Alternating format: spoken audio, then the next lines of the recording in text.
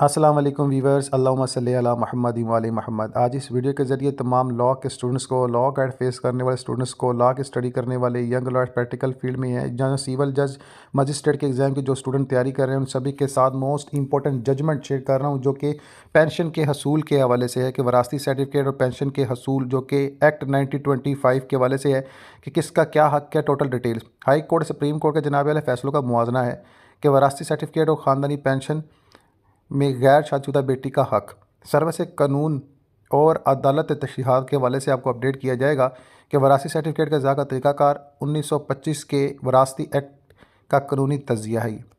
ठीक है। इसके अलावा चैनल पर नए आने वाले सार्फिन से गुजारिश भी है जनाब इस चैनल को सब्सक्राइब कर लें। इसके बाद आप सभी के साथ जो मैं 2025 SCMR 579 जो जजमेंट नंबर शेयर कर रहा हूँ, इसके मुताबिक कुछ फैसलाजात हैं और दीगर भी जजमेंट्स हैं, उनकी भी डिटेल्स आज शेयर की जाएगी। जनाब 1999 में कवानीन में तरमीम के बाद किसी मरहूम सरकारी अफसरान की सबसे बड़ी गैर शादीशुदा बेटी को इस वक्त तक माहाना ख़ानदानी पेंशन में अपना हिस्सा लेने का हक़ दिया गया है जब तक कि इसकी शादी ना हो जाए। मज़ीद के ये कवानीन ये भी फराम करते हैं कि अगर सबसे बड़ी बेटी शादी कर लेती है या वफ़ात पा जाती है तो मरहूम की अगली यानी इसके बाद जो बड़ी बेटी होगी, अगली सबसे बड़ी बेटी जो गैर शादीशुदा होगी, इसको जनाब आला इस वक्त तक ख़ानदानी पेंशन में हिस्सा लेने का हक़ होगा कि जब तक वो शादी ना कर ले। ठीक है, यहाँ उसकी जो है वो डेथ ना हो जाए। वरासती सर्टिफिकेट का वरासती सर्टिफिकेट एक्ट 1925 के तहत होता है, जो कि एक खसूस कानून है। एक्ट के सेक्शन 373 में ट्रायल कोर्ट के लिए एक सादा तरीक़ाकार फराहम किया गया है जिस पर सर्टिफिकेट जारी करने या ना करने के दौरान अमल किया जाता है। ये खुलासा नवीयत का तरीक़ाकार है जिसका मकसद सिर्फ ये तयन करना होता है कि दरख्वास्तदार को वालवाद नज़र में मरहूम की जायदाद वसूल करने का हक़ हासिल है या नहीं, और फिर इस जायदाद को इन तमाम अफराद में तकसीम करना जो कानूनी तौर पर अपने अपने हिस्से के मुस्तहिक हैं।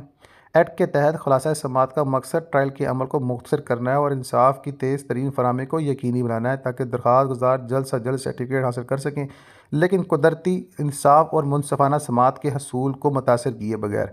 एक्ट के तहत हर मुकदमा को जितना जल्द मुमकिन हो मुकम्मल करने की कोशिश की जाएगी, चूँकि सर्टिफिकेट का इज़ा एक महदूद मकसद और दायरा कार के तहत होता है, इसलिए फ़र्क़ैन के दरमियान हतमी या कितनी फैसला नहीं होता, ना ही इसका तल्लुक़ मरहूम की बाकी जायदाद से है। अदालत सेक्शन 323 के तहत फ़राहम करदा तरीक़ाकार को अपनाते हुए दरख्वास्त पर फ़ैसला करने की पाबंद है, बशर्ते दरख्वास्त गुजार सर्टिफिकेट के लिए मद्दे नज़र में हक़ साबित कर सके।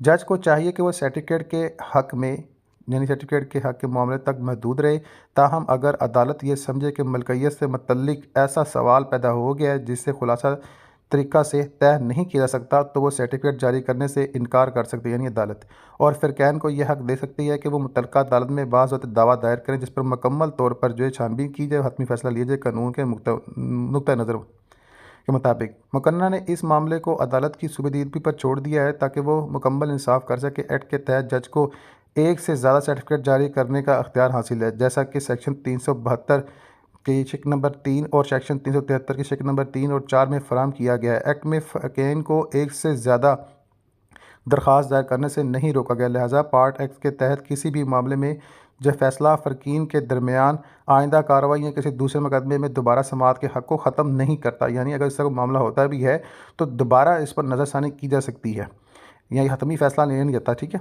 एक शख्स को किसी ख़ास दावे के किसी हिस्से के लिए अलहदा दरख्वास्त दायर कर सकता है, वो चाहे वह पहले दरख्वास्त में इसका ज़िक्र ना करे। इस बात को भी वाज़ह करना ज़रूरी है कि CPC यानी क्रिमिनल प्रोसीजर कोड के कवायद के अतलाक़ इस कानून के तहत मामलों पर नहीं होता, क्योंकि ये खसूस कानून है और इसमें मखसूस तरीक़ाकार फराहम किया गया है, लिहाजा ऑर्डर 2 रोल CPC 2 का तलाक़ इनके मामलों पर नहीं होता। ताहम अगर एक्ट में किसी मामले पर कोई वजाहत ना हो तो CPC यानी क्रिमिनल प्रोसीजर कोड के तरीक़ाकार को रहनुमाई के लिए अपनाया जा सकता है।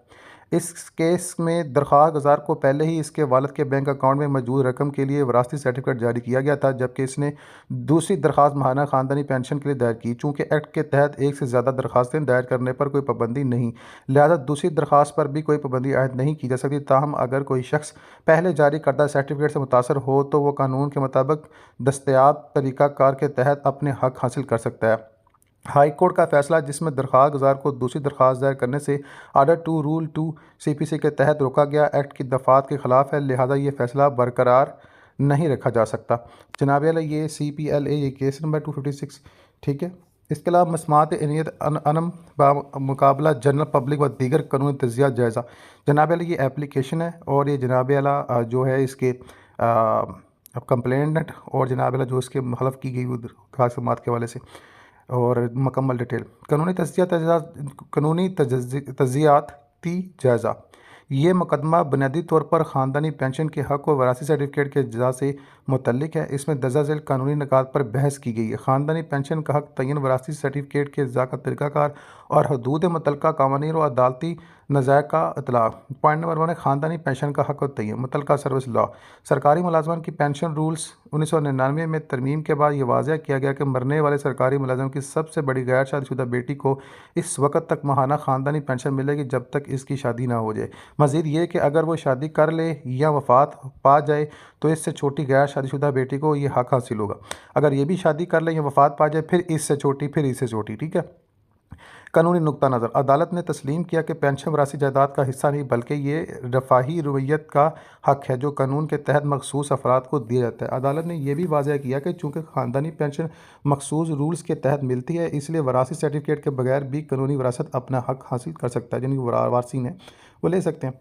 मुतल्लका अदालती नज़ाइम जो अदालत ने तस्लीम किया इसके मुताबिक जो पेंशन के हवाले से ये PLD 2013 SC 255 जनाब वाली जजमेंट है केस की, जिसमें सरकारी मुलाजमान की कानूनी वरासतों को मिलने वाली एक मुस्तकिल सहूलत और इस वरासत के असूल पर तकसीम नहीं किया जैसा इस सवाल से अपडेट किया गया। नेक्स्ट 2016 CMR ये भी जनाब जजमेंट है जिसके मुताबिक अदालत ने करार दिया कि ख़ानदानी पेंशन बुनियादी तौर पर एक मरात है जो किसी ख़ास फ़र्द को दी जाती है और ये वरासती जायदाद के हसूल के ताबी नहीं होती। पॉइंट नंबर 2 में वरासी सर्टिफिकेट का ज़ाका तरीक़ाकार और हदूद मुतल्लका कानून जो वरासती एक्ट 1925 है इसके हवाले से जनाब अपडेट कर दूँ जो कि सेक्शन एक्ट 2025 को करता है कि अदालत तस्लीम किया कि वरासी सर्टिफिकेट का ज़ा सिर्फ मरहूम यानी सेक्शन सर्टिफिकेट की मकूला जायदाद यानी मसलन बैंक बैलेंस शेयर्स बॉन्ड्स वगैरह की तकसीमी के हवाले से होता है। सेक्शन 373 में ख़ास तरीक़ाकार फराम किया गया है जिसके तहत अदालत महज ये देखती है कि दरख्वास्त गुज़ार बादल नज़र में जो प्रेमा फ़िशाई है हकदार है या नहीं। सेक्शन 372 की शिक नंबर 3 और सेक्शन 373 की शिक नंबर 3 और 4 के अदालत को अख्तियार है के मुताबिक अदालत को अख्तियार है कि वो मतदा वरासती सर्टिफिकेट जारी कर सकती है अगर मुख्तलिफ दरख्वास्तें मुख्तलिफ मालियात असासों के लिए दायर की जाती हैं। कानूनी नुक्ता नज़र अदालत ने तस्लीम किया जो कि पेंशन का मामला सर्वस रूल्स के तहत आता है इसलिए इसके लिए वरासी सर्टिफिकेट ज़रूरी नहीं है, लेकिन अगर कोई मुस्तहिक अफराद अपने हक़ तलफ़ी के खदशात के तहत सर्टिफिकेट के लिए दरख्वास्त दे तो इससे मुस्तरद नहीं किया जा सकता। अदालत ने यह भी तस्लीम किया कि वरासी सर्टिफिकेट हतमी फ़ैसला नहीं होता और अगर कोई फ़र्क मुतासर हो तो वह दोबारा दावा कर सकता है। ठीक है। हम क्रिमिनल प्रोसीजर कोड के हवाले से आपको जो असूल है तलाक होते हैं इस पर वो अपडेट कर चाहूँगा। क्रिमिनल प्रोसीजर कोड के असूलों का तलाक महदूदियत यानी कानूनी नुक्ता नज़र को हाई कोर्ट ने फैसला दिया कि दरख्वास्त गुजार की दूसरी दरख्वास्त क्रिमिनल प्रोसीजर कोड के आर्डर 2 रूल नंबर 2 के तहत नाकाबिल समात है क्योंकि वो पहले ही एक दरख्वास्त दे चुकी थी। ताहम सुप्रीम कोर्ट ने यह फैसला गलत करार दिया और कहा कि वरासती एक्ट 1925 में एक ख़ास यानी खसूसी कानून है जो जिस पर CPC के असूल लागू नहीं होते।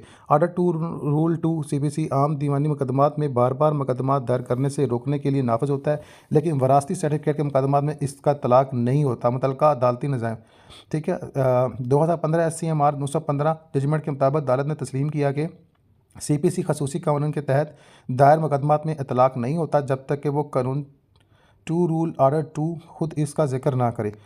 नेक्स्ट जनाब जजमेंट है PLD 2020 SC 345 जिसके मुताबिक अदालत ने यह फैसला दिया कि जहाँ कोई कानून वाज़ा हो और मखसूस तरीक़ा का फराम करता है कि असूलों को लागू नहीं किया जा सकता लेकिन CPC हो वहाँ नतायज और कानून के असरात होते हैं। ख़ानदानी पेंशन के हक़ का असूल और तयन गैर शादीशुदा बेटियों को ख़ानदानी पेंशन मिलने का हक़ हासिल है और ये हक़ मरहूम के दीगर वरासत में तकसीम नहीं होगा। वरासी सर्टिफिकेट के बगैर भी मुतल्लका शख्स सर्वस रूल्स के तहत पेंशन का क्लेम कर सकता है। वरासी सर्टिफिकेट के अज़ा के दायरा कार की वजाहत वरासी सर्टिफिकेट मुतल्लका मुख्तलिफ मालियात असासों के लिए अलग अलग जारी हो सकता है। अगर एक दरख्वास्त गुजार ने एक मालियाती असासे के लिए सर्टिफिकेट लिया है तो वह दूसरे असासों के लिए नई दरख्वास्त दायर कर सकता है कि असूलों की महदूदियत CPC के मुताबिक जो भी है। वरासती मामलात में आर्डर 2 रूल 2 CPC का तलाक नहीं होता। अगर कोई शख्स एक सर्टिफिकेट हासिल कर चुका है तो वो बाद में दूसरे सासों के लिए नई दरख्वास्त दायर कर सकता है। हाई कोर्ट का फैसला गैर कानूनी का पाया गया।